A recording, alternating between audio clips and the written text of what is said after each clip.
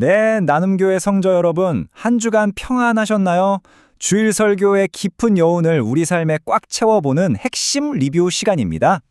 오늘은 지난 주일에 전해졌던 전도 설교 시리즈의 두 번째 시간이죠. 전도자의 정체성, 주님의 대사라는 메시지를 다시 한번 짚어보려고 합니다. 주일에 들었던 그 엄청난 진리들, 그냥 한번 듣고 흘려보내기엔 너무 아깝잖아요. 이 진리들을 어떻게 우리 내면에 완전히 새겨넣을 수 있을지 지금부터 저와 함께 싹 정리해 보겠습니다. 자, 오늘 함께 짚어볼 내용들 쭉 한번 훑어보겠습니다. 전도가 왜 숙제가 아닌지부터 시작해서 새로운 피조물의 진짜 의미, 대사의 품격, 화목의 메시지를 알아본 뒤에 마지막으로 우리 일상에 적용할 구체적인 방법까지 빠르게 핵심만 짚어보겠습니다. 그럼 바로 첫 번째 파트로 들어가 보죠. 존재의 문제인가? 아니면 숙제인가? 솔직히 우리 다들 전도라고 하면 마음 한구석이 좀 무겁잖아요. 어쩔 수 없이 해야 하는 밀린 숙제 같고 왠지 말도 잘해야 할 것 같고 외향적이고 특별한 성격을 가진 사람들의 전유물처럼 여겨왔죠. 그래서 전도 생각만 하면 늘 마음 한구석에 죄책감이 있었을 겁니다.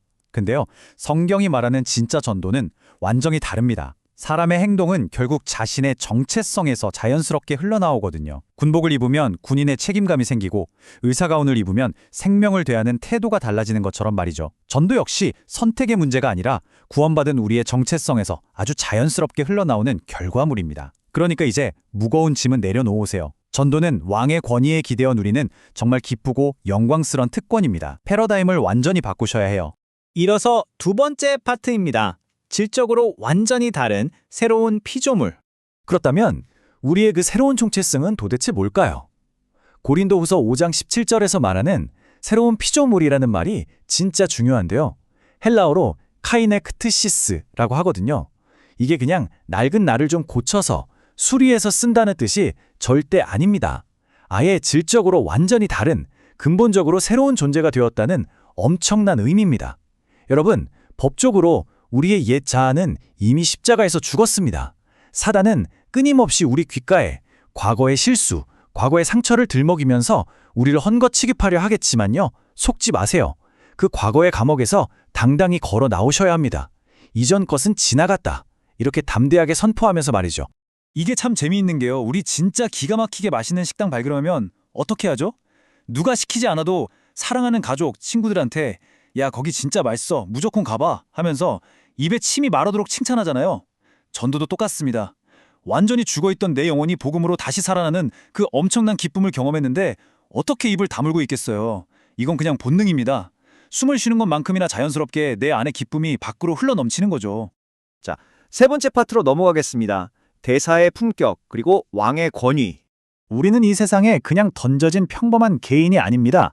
본문에서 바울이 우리를 사신, 그러니까 헬라어로 프레스뷰오멘이라고 부르는데요. 이 단어가 당시 로마 사회에서는 한 나라의 왕에게 권위를 완벽하게 위임받아 파송된 공식 대사를 뜻했어요. 그러니까 우리는 내 얇은 말주변이라 얄팍한 설득력으로 복음을 전하는 게 아니라는 겁니다. 우리 등 뒤에는 만왕의 왕이신 그리스도의 절대적인 권세가 딱 버티고 있습니다. 우리는 나 자신을 나타내는 게 아니라 왕의 뜻을 대변하기 위해 존재하는 사람들이에요. 근데 여러분, 여기서 진짜 우리 어깨를 확 가벼워지게 만드는 기가 막힌 진리가 하나 나옵니다. 바로 대사는 결과에 책임지지 않는다는 겁니다. 생각해보세요. 대사의 유일한 임무는 왕의 친서를 있는 그대로 정확하고 정중하게 전달하는 것뿐입니다. 그 편지를 받은 상대방이 기분 나빠하든 거절하든 심지어 화를 내든 그건 편지를 배달한 대사의 책임이 아니라 편지를 쓴 왕이 알아서 책임질 문제입니다. 어떠세요? 전도해야 한다는 그 엄청난 압박감, 이제 좀 내려놓으셔도 되겠죠?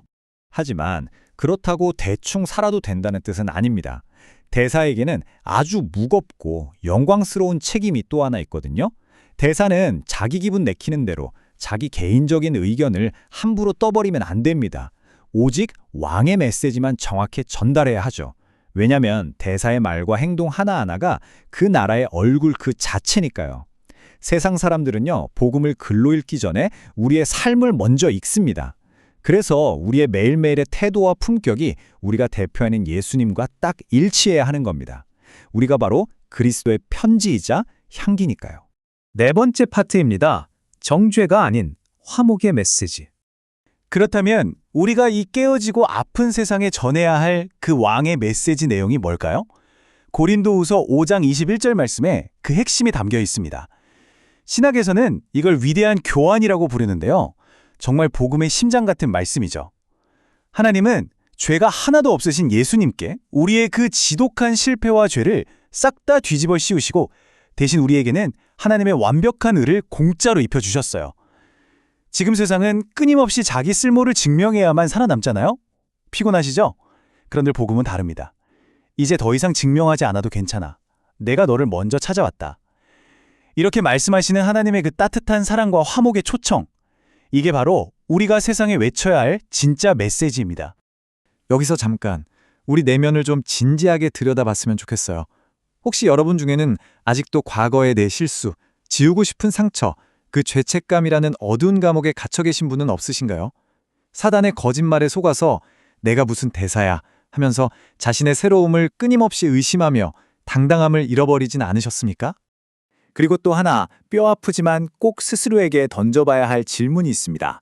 세상을 향한 나의 태도에 관한 건데요. 우리는 가끔 진리를 전한다는 핑계로 정작 중요한 사랑과 화목은 쏙 빼놓은 채 세상 사람들을 함부로 가르치려 들고 판단하는 아주 무례한 정죄자가 되어버리진 않았나요? 곰곰이 생각해 보셔야 합니다. 우리는 세상에 화를 내고 분노를 쏟아내는 사람이 아닙니다. 먼저 다가오신 하나님의 그 따스한 사랑을 온몸으로 보여주는 따뜻한 화목의 대사여야 합니다. 자, 이제 마지막 5번째 파트입니다. 우리 나눔교회 성도님들을 위한 일상 속 구체적인 실천 적용 단계입니다. 여러분, 내일 당장 출근해야 하는 직장, 가야 할 학교, 그리고 매일 부대끼는 우리 가정. 여기가 그냥 어쩌다 보니 있는 곳이 절대 아닙니다. 우리는 이 사회에 그냥 적당히 섞여서 살아가는 익명의 앤이 아니에요. 그곳은 바로 하나님께서 여러분을 아주 정확한 의도를 가지고 파송하신 선교지이자 여러분의 임지입니다. 그럼 그 치열한 일상 속에서 당장 내일부터 어떻게 살아야 할까요? 복잡하게 생각하실 것 없이 딱 3가지만 기억해 보세요. 첫째, 내일 아침 현장에 딱 도착하시면 마음속으로 선포하세요. 나는 오늘 이곳에 파견된 그리스도의 대사다. 둘째, 유창하게 말로 전하려고 하기 전에 여러분의 따뜻한 태도, 사랑, 친절, 섬김으로 먼저 다가가세요. 셋째, 기회가 왔을 때 담대하게 평화의 메시지를 전하시고 그 결과는 100% 하나님께 맡기십시오. 우리는 그저 왕의 뜻을 전하는 메신저일 뿐이니까요. 이제 오늘 리뷰를 마무리하면서 여러분 마음에 깊이 남겨둘 질문을 하나 드리고 싶습니다. 다가오는 이번 한 주, 여러분의 일상이라는 그 선교지에서 여러분은 주변 사람들에게 과연 어떤 그리스도의 편지로 읽히시겠습니까?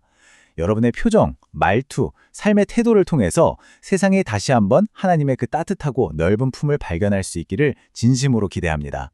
이번 한 주도 주님의 당당한 대사로 걸어나가시는 여러분의 삶을 마음 다해 응원합니다.